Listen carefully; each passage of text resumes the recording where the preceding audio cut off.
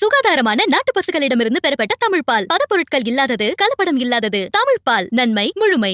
முல்லை பெரியாறு அணை பின்னணியில் எழுதப்பட்ட நீர் அதிகாரம் நாவல் இப்போது ஆடியோ ஃபார்மேட்ல விகடன் பிளேல. விகடன் ஆப்ப இன்ஸ்டால் பண்ணுங்க. பிளே ஐகானை கிளிக் பண்ணி நீர் அதிகாரம் நாவல லிசன் பண்ணுங்க. அன்பு நெஞ்சங்களுக்கு இனிய வணக்கங்கள். தங்கள் முன்னாடி இருக்கிற அத்தனை விதமான சிக்கல்களில் இருந்தும் தங்களை காப்பாற்றி விடும் அப்படின்னு அந்த ஒற்றை அஸ்திரத்தை முன்னெடுக்கிறார் அமித்ஷாங்க. பதவி பறிக்கும் மசோதாங்க. இதற்கு உதவியாக முதலமைச்சர்கள் சந்தித்து கொண்டிருக்கிற வழக்குகள், இன்னொரு பக்கம் எம்எல்ஏக்கள், எம்பிக்கள், அப்புறம் முதலமைச்சர்களுடைய சொத்துக்கள்னு சில லிஸ்ட்டுகள்லாம் வெளியாகி கொண்டிருக்கு. அதே நேரத்தில் இந்த விஷயத்தில் வெற்றிங்கிறது ஒரு பெரிய கேள்விக்குறிதான். இருந்தாலும் உறுதியாக இந்த ஆட்டத்தை முன்னெடுத்துட்டு இருக்காரு அமித்ஷா. எதனால், பின்னாடி போட்டு கொண்டிருக்கிற கணக்குகள் என்ன, ஒர்க் அவுட் ஆகுமா அமித்ஷாவுடைய மூவ்? இங்கே நம்ம தமிழ்நாடு அரசியல் எடுத்துக்கிட்டோம்னா எடப்பாடியை ஆச்சரியப்படுத்தியிருக்கிறார் அண்ணாமலைங்க. ஆனால் அமித்ஷா, இந்த பரபரப்பு பின்னணிகள் தான் இன்றைய நம்முடைய விரிவான இளங்கோவன் எக்ஸ்பிளைன்ஸ். நான் உங்கள் சகோ சே இளங்கோவன். நிகழ்ச்சிக்கு போகலாம். இந்தியா கூட்டணியின் இமாலய தடை தகர்க்குமா அமித்ஷாவின் ஒற்றை அஸ்திரம்? வாக்குகளை திருடித்தான் பாஜக வெற்றி அடைகிறது. இதுதான் மக்களவை எதிர்க்கட்சி தலைவர் காங்கிரசுடைய எம்பி திரு ராகுல் காந்தி முன்வைக்கக்கூடிய குற்றச்சாட்டு. தொடர்ந்து இந்த கேம்பெயினை முன்னெடுத்துட்டு இருக்காரு. நாடு முழுக்கவே ஒரு அதிர்வலைகள் ஏற்பட்டிருக்கு.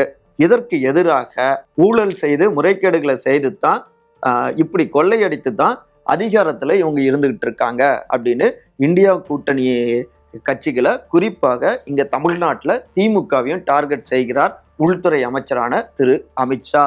நீங்கள் கொள்ளையடித்து ஆட்சி அமைக்கிறீங்க, இதை தடுக்கிறதுக்காகத்தான் இந்த முக்கியமான பதவி பறிப்பு மசோதாவையை நாங்கள் கொண்டு வந்திருக்கோம் அப்படிங்கிறதா பாஜகவுடைய வாதம். ரெண்டு பக்கமும் தீயா ஃபைட்டு தொடங்கிருச்சுங்க. சரி, அமித்ஷா அவர்களை பொறுத்த வரைக்கும் இந்த மசோதாவை மக்களவையில் தாக்கல் செய்த பிறகும் தொடர்ச்சியாக அவர் கொடுக்கக்கூடிய பேட்டிகள்லையும் என்ன முன்வைக்கிறாருன்னா, 5 ஆண்டுகள் சிறை தண்டனை பெறுற மாதிரி இருக்கக்கூடிய குற்ற வழக்குகளில் 30 நாட்களுக்கு மேலாக பிஎம்ஓ, சிஎம்ஓ, மந்திரிகளோ அவங்க சிறையில் இருந்தால் 31வது நாள் அவங்க ராஜினாமா செய்யணும். இல்லைன்னா அவர்கள் பதவி நீக்கப்படுவார்கள், அதாவது தகுதி நீக்க செய்யப்படுவார்கள். இதில் என்ன தப்பு இருக்கு? ஒருத்தர் குற்றம் செஞ்சுட்டு ஜெயிலுக்குள்ளார இருந்தே அதிகாரம் செலுத்துவாங்க, ஆட்சி நடத்துவாங்கன்னா அப்புறம் மக்களுக்கு என்னங்க மரியாதை அப்படிங்கிறது தான் அவருடைய வாதம். இதுல இன்னொன்று குறிப்பிட்டு அவர் சொல்றாருங்க, ஒப்பீடு பண்றாரு. பிரதமர் திரு நரேந்திர மோடிஜி அவரு தாமா முன் வந்து இந்த லிஸ்ட்ல பிரதமரையும் சேர்த்துக்கோங்க இந்த மசோதாவில் அப்படின்னு அவர் சொன்னாரு.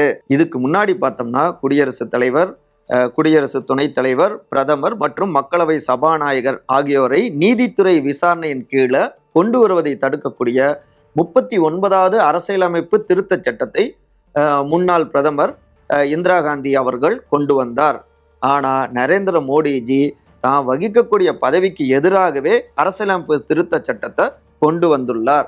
அதன் மூலம் பிரதமர் தீவிர குற்றச்சாட்டின் கீழே சிறைக்கு சென்றால் இந்த மசோதா மூலமாக, சட்டம் மூலமாக அவரும் இந்த பதவியை இழக்கலாம். பாருங்க, எவ்வளோ உச்சத்தில் இருக்கக்கூடிய ஒரு பிரதமர் பதவி, அதையே விட்டு கொடுக்க தயாராகிறாரு. அப்ப என்ன அர்த்தம்?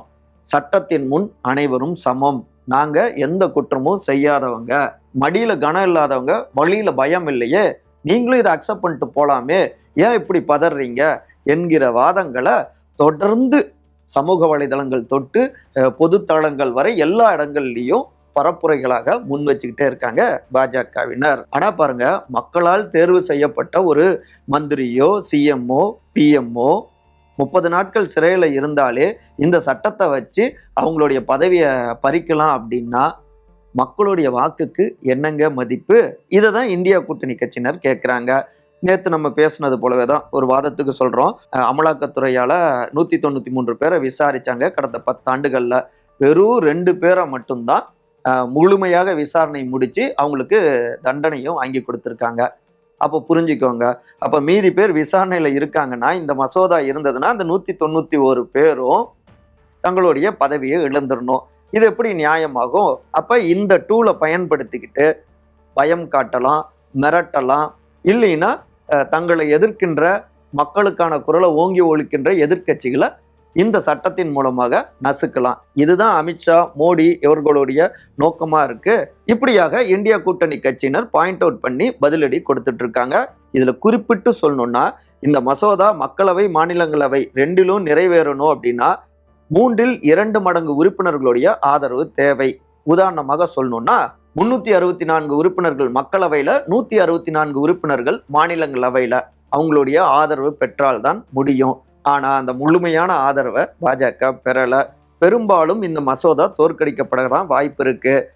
அவங்களுடைய கூட்டணியில இருக்கின்ற திரு சந்திரபாபு நாயுடு ஆந்திரா முதலமைச்சர், தெலுங்கு தேச பார்ட்டி, அவங்களே இதை ஆதரிப்பாங்களா அப்படிங்கிறதெல்லாம் ஒரு கேள்வியா ஓடிக்கொண்டிருக்கு. அதுக்கும் பின்னாடி வரும். இருந்தாலும் தோற்கடிக்கப்படலான்னு தெரிஞ்சும் ஏன் துணிச்சலா இந்த ஆட்டத்தை முன்வைக்கிறாரு அமித்ஷா.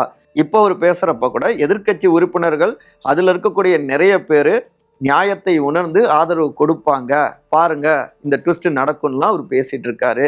சரி, ஏன் இந்த கேம் அவர் முன்னெடுக்கிறார் அப்படின்னா, தொடக்கத்திலேயே சொன்னது போலதான் அகில இந்திய அளவுல வாக்கு திருட்டு விவகாரம் பல்வேறு மாநிலங்கள்லயும் பாஜகவை பெரிய அளவுல அசைச்சு பார்த்துக்கிட்டு இருக்கு.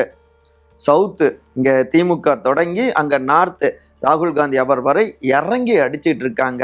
இது அடுத்தடுத்து வரக்கூடிய மாநிலங்கள்ல சட்டமன்ற தேர்தல்கள்லயும் பாஜகவுக்கு பயத்தை காட்டிக்கிட்டு இருக்கு. இதே நிலை தொடர்ந்தா 2029 எதிர்பார்த்த அந்த வெற்றி கிடைக்காது. அதை தடுக்கணும் அப்படின்னா எதிர்க்கட்சிகளுடைய இமேஜையும் உடைக்கணும். அதை ஒட்டித்தான் இந்த ஆயுதத்தை கையில் எடுத்திருக்காங்க அப்படிங்கிறாங்க இந்த பின்னணிகளை நன்கறிஞ்ச அரசியல் வல்லுநர்கள். சரி, அடுத்த செக்மெண்ட்டை சில புள்ளி விவரங்களை பார்க்கலாம். குற்ற வழக்குகளில் 2ஆம் இடம், சொத்துக்கள் பட்டியலில் 14வது இடம் மு.க. ஸ்டாலினுக்கு. அமித்ஷா வீசும் அரசியல் வேட்டு வெடிக்குமா, புஸ்வானமாகுமா? இந்தியாவில் இருக்கக்கூடிய பணக்கார முதலமைச்சர்களுடைய லிஸ்ட் மற்றும் இந்திய முதலமைச்சர்கள் சந்திக்கின்ற வழக்குகள், அந்த லிஸ்ட் இதை சமீபத்தில் ஏடிஆர் என்கின்ற ஜனநாயக சீர்திருத்தங்களுக்கான சங்கம் வெளியிட்டிருக்குங்க.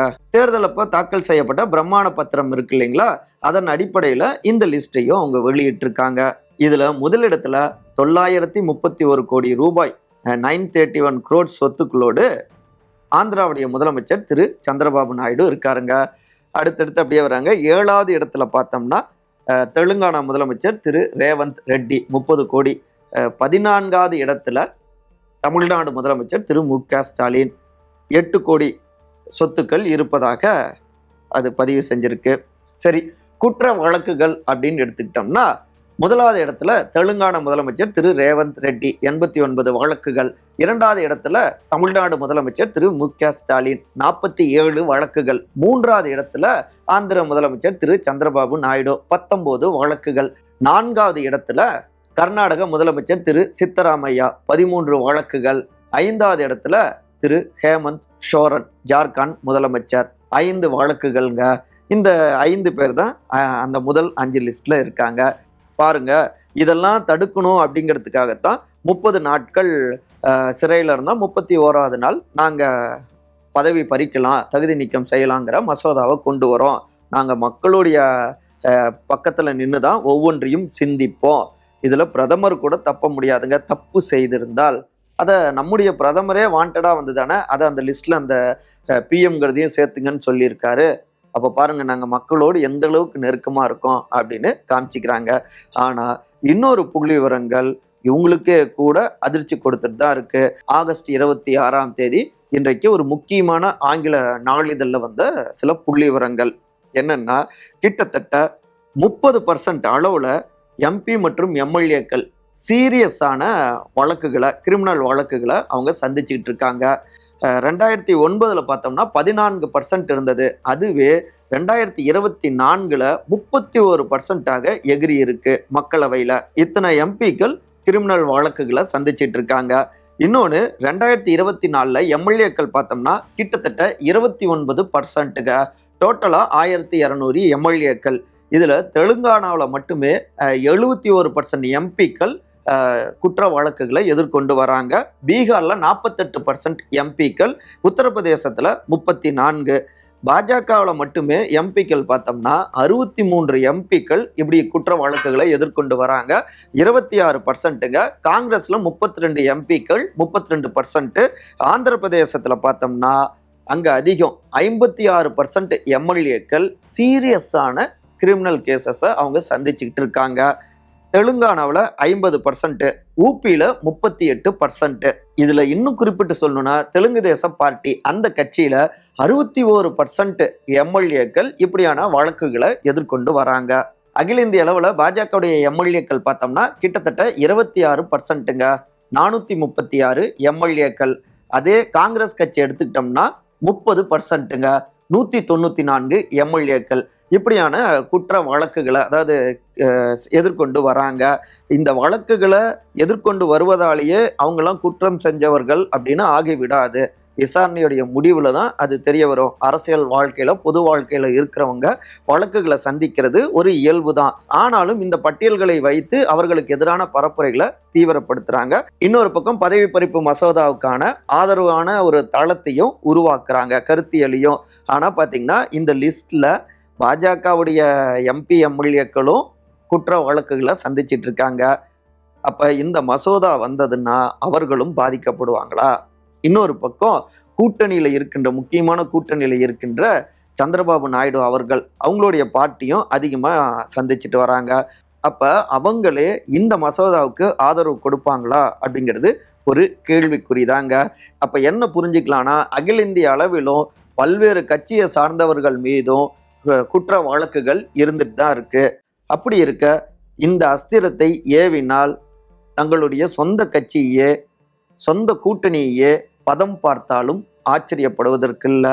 ஆனாலும் இதை தெரிஞ்சேதான் வீசுறாங்க பாஜக. காரணம் நாடு முழுக்க வலுவாக மாறிக்கொண்டிருக்கிற எதிர்ப்பலைகள், அதை தீவிரமாக முன்னெடுத்து கொண்டிருக்கிற திரு ராகுல் காந்தி மற்றும் இந்தியா கூட்டணி கட்சியினர். அதை உடைக்கத்தான் அந்த இந்தியா கூட்டணி எழுப்பி இருக்கின்ற அந்த பெரிய இமாலய கோட்டையை தகர்க்கத்தான் இந்த பிரம்மாஸ்திரம், முக்கியமான அஸ்திரத்தை ஏவ தொடங்கி இருக்கிறார் உள்துறை அமைச்சரான திரு அமித்ஷா. தன்னுடைய நுட்பமான அரசியல் ஆட்டத்தால பல முறை அமோகமான வெற்றியை பெற்று கொடுத்திருக்கிறார். அதே நம்பிக்கையோடு தான் அவரை தீவிரமா நம்பிக்கொண்டும் இருக்கிறார்கள் பாஜகவினர். யுத்தம் ரொம்ப வீரியமா நகர தொடங்குதுங்க, பார்ப்போம் என்ன நடக்குது அப்படிங்கிறாங்க கூர்ந்து கவனித்து கொண்டிருக்கிற அரசியல் விமர்சகர்கள். எடப்பாடியை ஆனந்தப்படுத்திய அண்ணாமலை, ஆனால் அமித்ஷா என் உசுரை கொடுத்தாவது நான் அவரை முதலமைச்சர் ஆக்கியே தீருவேன், இது உறுதி அப்படின்னு பேசியிருக்காரு. இதெல்லாம் பார்த்துட்டு தான் அப்படியே ஷாக் ஆகிருப்பாரு. ஆனந்தமான அதிர்ச்சி அப்படி வச்சுக்கலாம். யாரு? அதிமுகவுடைய பொதுச் செயலாளர் திரு எடப்பாடி பழனிசாமி. ஏங்க நீங்களாங்க பேசுனீங்க, நம்ப முடியலையே அப்படிங்கிறது தான் அவருடைய மைண்டு வாய்ஸாக இருக்கலாம். ஆனால் பேசியது அவரே தாங்க, கிள்ளி கூட பார்த்துக்கலாம். பாஜகவுடைய முன்னாள் தலைவரான திரு அண்ணாமலைங்க. சமீபத்தில் தேசிய ஜனநாயக கூட்டணி வெற்றிக்காக குறிப்பாக திரு எடப்பாடி அவர்களை முதலமைச்சராக்க பாஜகவினர் உயிரை கொடுத்தாவது நாங்கள் உழைப்போம் அப்படின்னு மதுரையில் பேசியிருக்காரு, செய்தியாளர்கள்கிட்ட பேசியிருக்காருங்க. அது மட்டுமா, அதற்கு முன்னதாகவே திருநெல்வேலியில் பாஜகவுடைய பூத் கமிட்டி மெம்பர்ஸுடைய அந்த பொதுக்கூட்டத்தில் உள்துறை அமைச்சர் திரு அமித்ஷா அவர் அலங்கரித்த அந்த மேடையில் எடப்பாடி அவர்களை நாங்கள் முதலமைச்சர் ஆக்குவோம் அப்படின்னும் பேசியிருந்தாரு அண்ணாமலை. அடுத்தடுத்து இப்படி ஸ்வீட் கொடுத்தா அதிர்ச்சி அடையாமலாங்க இருப்பாங்க. ஏன்னா இதுக்கு முன்னாடி அதிமுக பாஜக கூட்டணி முறிவுக்கும் காரணமாக இருந்தவர் அண்ணாமலை. அதுக்கப்புறம் கூட்டணி மீண்டும் சேர்ந்தது, அண்ணாமலை அவருடைய பதவி போனது, புதுசாக திரு நயினார் நாகேந்திரன் வந்தார். அதுக்கப்புறமும் அப்பப்போ ஏதாவது எடக்கு மடக்கா அண்ணாமலை பேசிக்கிட்டே இருப்பார். இந்த நிலையில தான் இப்படி சடனாக அவர் சேஞ்ச் ஆகியிருக்காரு. இதுதான் அதிமுகவுக்கு ஆச்சரியம். இதற்கு உள்ளார என்ன கணக்கு சொல்கிறாங்க அப்படின்னா, சமீபத்தில் திரு நயினார் நாகேந்திரன் ஒவ்வொருத்தருக்கா வரிசையாக முக்கியமான தலைவர்களுக்கு விருந்தெல்லாம் கொடுத்துட்டு வந்தார் இல்லையா? அப்போ எடப்பாடி அவர்களும் நயினாரும் தனியாக சந்தித்து சில அரசியல் விஷயங்களை பேசிட்டாங்க. அப்போ திமுகவை டார்கெட் பண்ணணுன்னா, மக்கள்கிட்ட நம்பிக்கையும் பெறணும்னா மறுபடியும் விஸ்வரூபம் எடுக்கணும், விசாரணை அமைப்புகள் அப்படின்லாம் சில விஷயங்கள் கோடிட்டு காமிச்சாரு. அதன் தொடர்ச்சியாகத்தான் சவுத்தில் பார்த்தோம்னா அமைச்சர் சீனியரான திண்டுக்கல் திரு ஐ பெரியசாமி அவங்களுடைய குடும்பங்கள் இடத்துல அமலாக்கத்துறை ரெய்டு நடத்தினாங்க. அதன் தொடர்ச்சியாகவே திரு எஸ்பி வேலுமணி முன்னாள் அமைச்சர் அவர் மூலமாகவும் டெல்லி சர்க்கிள் கிட்ட தொடர்ந்து இப்படி எடக்கு மடக்கா பேசுறாரு, கொஞ்சம் சொல்லி வைங்க அப்படிங்கிற ரீதியில் சில தகவலை தட்டி விட்டுருக்காங்க. அதே நேரத்தில் பாஜக சைடில் என்ன சொல்கிறாங்கன்னா, சமீபத்தில் குடியரசு துணைத் தலைவர் தேர்தலுக்கான வேட்பாளராக திரு சி.பி. ராதாகிருஷ்ணனை என்டிஏ கூட்டணி அறிவிச்சாங்க இல்லையா? அதை ஒட்டி பாஜகவுடைய தலைவர் திரு நயினார் நாகேந்திரன் அவருடைய தலைமையில் ஒரு டீம் போய் அவருக்கு வாழ்த்துக்களை பகிர்ந்தாங்க. தனியாக போய் திரு அண்ணாமலை அவரும் வாழ்த்துக்களை பகிர்ந்தாரு. அந்த நேரத்தில் இனி உங்களுடைய பேச்சை நான் தட்டவே மாட்டேன் அப்படின்னு வாக்குறுதியும் கொடுத்துட்டு வந்தாரு அண்ணாமலை அப்படிங்கிறாங்க. இதுக்கு முன்னாடி அவர் தலைமை பொறுப்புக்கு வந்த நேரத்தில் சிபிஆர் அவர்களுடனும் கொஞ்சம் முரண்டு பிடிச்சிட்டு தான் இருந்தாரு. ஆனால் டக்குன்னு இதில் மாறி இருக்காரு. அவரும் சில விஷயங்களை அட்வைஸ் பாணியில் சில விஷயங்களை பகிர்ந்திருக்காரு அப்படின்னும் கூடுதல் தகவல்கள். அதுக்கப்புறம் அவரை சந்திக்கக்கூடிய பாஜகவினர் யாரா இருந்தாலும் நயினார் டீமு அண்ணாமலை டீம்னு பிரிஞ்சிருக்காம எல்லாரும் சேர்ந்து பயணிக்கணும், பாஜகவை இங்க வெற்றி பெற வைக்கணும் அப்படின்னும் நம்பிக்கை கொடுத்து அனுப்பியிருக்காரு. சீக்கிரம் விருந்து வைப்பேன் அப்படின்னு அவரும் சொல்லியிருக்காரு. ஆளுக்கு விருந்து வச்சுக்கிட்டு இருக்காங்க. ஸோ இப்படியான காரணங்கள், அப்புறம் மேலிடத்துல இருந்தும் இங்க பாஜகவுடைய வெற்றிக்கு அதிமுக அவசியம் அப்படின்னு சில அறிவுரைகள் கொடுக்கப்பட்டிருக்கு உள்துறை அமைச்சர் திரு அமித்ஷா அவங்களுடைய டீமால. அதனுடைய தொடர்ச்சியாகத்தான் அண்ணாமலையிடம் இந்த மாற்றம் அப்படிங்கிறாங்க கமலாலயத்து சீனியர் நிர்வாகிகள். ஆனா எடப்பாடி அவர்களை பொறுத்த வரைக்கும் அண்ணாமலை மாறிட்டாருங்க, ஹாப்பி தான். ஆனாலும் இன்னும் அமித்ஷாஜி இன்னும் மாறாம இருக்காரு அப்படின்னு வேதனையாத்தான் இருக்காங்க. ஏன்னா சமீபத்தில் கூட திருநெல்வேலி மீட்டிங்ல தேசிய ஜனநாயக கூட்டணி ஆட்சி அப்படின்னு பேசியிருக்காரு அமித்ஷா. அதிமுக தான் ஆட்சி அமைக்கும், அதற்கு நாங்கள் பாஜக சப்போர்ட்டா இருப்போம், எடப்பாடி தான் முதலமைச்சர் வேட்பாளர் அப்படின்னு பட்டுன்னு அவர் ஒரு வார்த்தை சொன்னா போதும். அவர் வாயிலிருந்து அந்த ஒத்த வார்த்தையை தான் எதிர்பார்த்துட்டு இருக்காரு எடப்பாடி. நெவர், முடியவே முடியாதுங்கிறது தான் அமித்ஷாவுடைய நகர்வுகளாக இருந்துகிட்டு இருக்கு. இங்கே கூட்டணியில் லீடு எடுக்கக்கூடியது பாஜக தான் அப்படிங்கிற ஒரு தோற்றத்தை தொடர்ந்து முன் வச்சுக்கிட்டே இருக்காங்க. கூட்டணி ஆட்சி தான் என்கிற கருத்தியலையும் தொடர்ந்து பரவலாக்கி கொண்டே இருக்காங்க. இது தேர்தல் நெருங்குகின்ற வேளைகளில் பாஜகவுக்கான அதிக தொகுதிகளை பெற்றுக் கொடுக்கும். அந்த ஷீட் ஷேரிங் சம்பந்தமான பேச்சுவார்த்தை வரை இப்படியே போகலாம் அப்படின்னும் சில பின்னணிகள் இருக்குங்க அப்படின்னும் கூடுதல் தகவல்களை தட்டி விடுறாங்க டெல்லி சோர்சஸ். பொறுத்திருந்து பார்ப்போங்கிறது தான் ரத்தங்களுடைய மைண்ட் வாய்ஸாக இருக்கு. மற்றபடி இதே போன்ற அரசியல் சார்ந்த காணொலிகளுக்கான விகடன் டிவியை சப்ஸ்கிரைப் பண்ணுங்க. மறக்காம உங்களுடைய சிறந்த கருத்துக்களை கருத்துரை பகுதியில் பதிவு செய்யுங்க. அனைவரும் அன்பால் ஒருங்கிணைந்திருப்போம். நன்றி, வணக்கம். சுகாதாரமான நாட்டு பசுகளிடமிருந்து பெறப்பட்ட தமிழ்பால், பதப்பொருட்கள் இல்லாதது, கலப்படம் இல்லாதது. தமிழ்பால், நன்மை முழுமை. முல்லை பெரியாறு அணை பின்னணியில் எழுதப்பட்ட நீரதிகாரம் நாவல் இப்போது ஆடியோ ஃபார்மேட்ல விகடன் பிளேல. விகடன் ஆப்பை இன்ஸ்டால் பண்ணுங்க, பிளே ஐகானை கிளிக் பண்ணி நீரதிகாரம் நாவலை லிசன் பண்ணுங்க.